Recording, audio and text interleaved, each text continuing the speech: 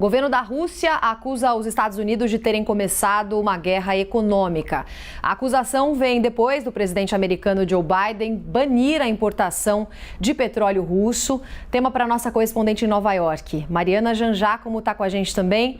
Mariana, bem-vinda, boa tarde. Como é que está o assunto, o impacto dessa medida que foi anunciada ontem pelo presidente Joe Biden, gerando vários reflexos e muitas repercussões ao longo de todo o mundo, inclusive aqui no Brasil?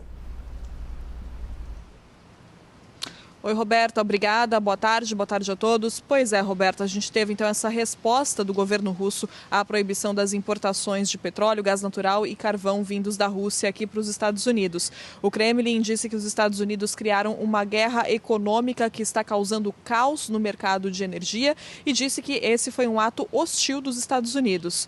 O porta-voz do governo russo também disse que a Rússia está analisando a situação para dar uma resposta apropriada e disse que os russos irão fazer tudo o que estiver ao alcance, irão fazer tudo o que for necessário para defender os seus interesses.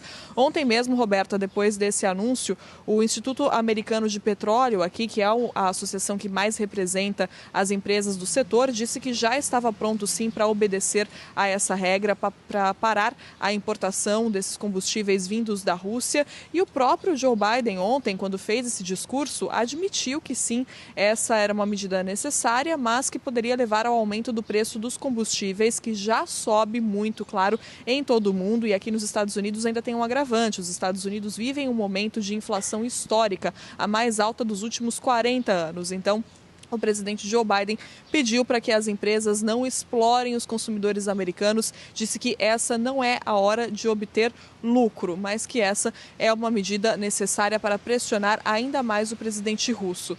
E uma outra movimentação que acontece aqui, Roberta, ligada a essa questão do petróleo, é que os Estados Unidos buscam então diversificar as fontes de energia e têm intensificado o diálogo com outros países, incluindo a Venezuela. Delegações americanas têm conversado com delegações venezuelanas sobre a possibilidade de aliviar sanções contra o petróleo vindo da Venezuela. Um diálogo que seria impensável, Roberta, era impensável antes dessa crise no leste europeu, desse conflito todo, porque os Estados Unidos impõem essas sanções, acusando a Venezuela de violações dos direitos humanos, mas agora conversam então com autoridades venezuelanas para tentar entender se seria possível aliviar essas sanções. Uma atitude que já gera críticas por aqui.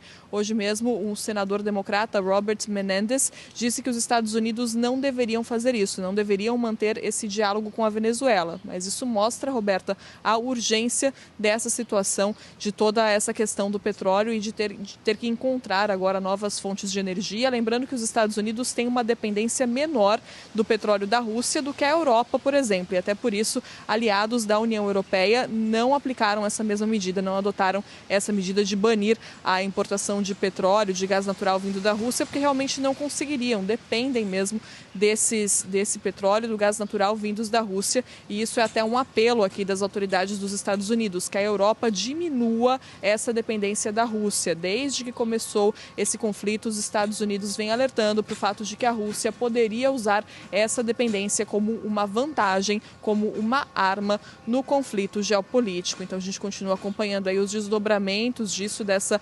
medida dura contra a economia russa, que já sofre a pior crise econômica desde 1991, mas que também causa impactos, é claro, em todo o mundo. Roberta. Esse assunto de segurança energética agora vai ficar ainda mais importante, a gente vai ouvir ainda mais falar sobre isso. Mariana, obrigada pelas suas informações aí dos Estados Unidos. Bom trabalho para você, a gente volta a conversar aqui na CNN.